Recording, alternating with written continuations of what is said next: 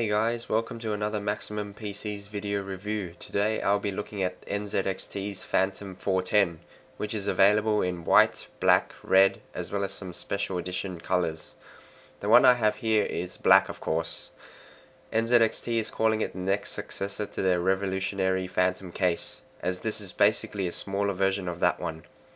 It manages to keep all of the front panel design of the Phantom while including a small side window for you to see inside. So on the front of the box here we get a nice big picture of the case itself. Turning around to the back, NZXT lists some of the features of the Phantom 410. Let's go through them quickly. Firstly, the innovative right-mounted hard drive rails for easy installation, front USB 3 and 2 ports, as well as your standard microphone and headphone jacks. Now the top hard drive cage is actually removable, so you can have more room for long video cards. I'll show you more of that later. Now this is a feature definitely unique to NZXT. They actually include a 30-watt fan controller built into the case, so you can control your fan speeds and noise. Support for a 240mm radiator with fans has been interestingly incorporated at the top of the case. We'll have a look at this in detail later on. Moving on, screwless 5¼ drive bays, as well as hard drive rails which support 2.5-inch SSDs. Going down the list, support for one 120 or 140mm side panel fan, cable management holes and capacity for up to 7 fans, of which 3 are included. As you can see, NZXT takes great care in packaging their products, with a lot of thick foam and protective plastic covering the case. Taking all this off, let's begin by having a look at the front here. Looking down here behind this mesh panel, we get an included 120mm fan. Moving up and pressing here opens the door to the 5¼ bays, of which there is room for 3 here. Going along the top we have the power and hard drive LEDs, power and reset switch. On the other side we get a headphone and microphone jack, 2 USB 2 ports, 2 USB 3 ports, and finally the inbuilt fan controller I mentioned before, which has 1, 2, 3 fan settings. Lots of ventilation up here for the 2 fans in the top of the case. Either 120 or 140mm can be installed here. We find more ventilation on the side panel here, support for another 120 or 140mm fan, and a nicely shaped acrylic window. One thing I want to point out is how well NZXT has been able to match the painted metal surfaces to the plastic parts of the case, providing an almost seamless look. They have definitely done a fantastic job on this case. Moving around the back we get our included 120mm cooling fan, water cooling grommets, some more ventilation underneath, the cutout for your bottom mounted power supply, 7 PCI expansion slots, and of course the hole for your I/O shield. Flipping the case over and having a look at the bottom, firstly we get a nice gap for the front fan, allowing unrestricted intake of cool air. You can see that NZXT has actually designed this so there's quite a gap between the bottom of the case and the surface that you'll be placing the computer on. This is an awesome design consideration because it means the optional bottom fan and power supply will not be starved of air.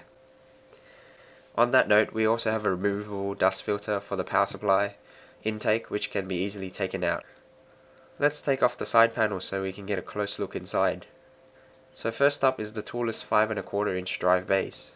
To open them you simply press here, slide your drive into the front, press down again and lock it into place. Moving down we get 6 3.5-inch drive bays. They are different to other cases in that they are loaded from the back. Let's take a closer look at these drive rails. To take them out you just squeeze here. Each rail also has 4 mounting holes for 2.5-inch SSDs. To install a drive you simply line up the holes, flex it open, the drive snaps right in and you slide it back into the cage. It's easy and completely toolless.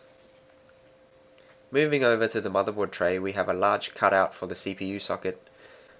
There are a lot of well thought out holes for routing and hiding your cables behind this tray. One here for your 24-pin power, and even holes up here for your 8-pin CPU power.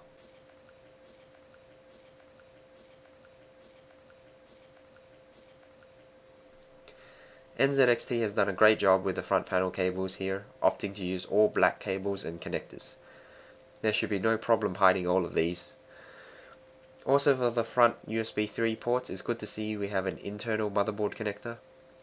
Also in this bundle of cables is the Molex power connector for the inbuilt fan controller, which also supports 4 3-pin fan headers, and the usual USB 2 and HD audio connectors. Finally, let's take a look at all the cooling options that the Phantom 410 offers. Let's take off this top panel.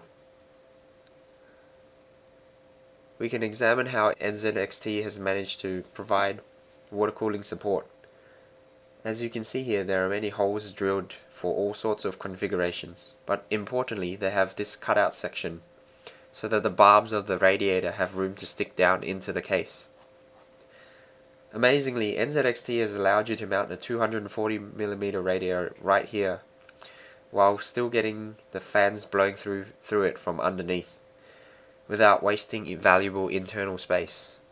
We have another 120mm fan here, and support for one more in this space here. NZXT has put a lot of thought into the design of this case, so much so that you won't get cables attached to the front panel when you pull it off, making it easier for you to clean this mesh when it gets dusty, or if you want to install more 5¼ drives. Well, that sums up my review of the NZXT Phantom 410. I hope that I have managed to cover all of the features that this great case offers. NZXT has obviously put a lot of thought into the design for this case, from incorporating the support for radiators in the top to the toolless drive bays. I love the alienware look of this case, and NZXT has been able to include all the little things that just make the building experience so much easier for the end user. As such, this case is available on our high-end and extreme gaming platforms. Be sure to visit www.maximumpcs.com.au for more information. Again, I hope you enjoyed this video review. Stay tuned for the upcoming build logs that I will be doing with this case and the other hardware that we've had a look at so far.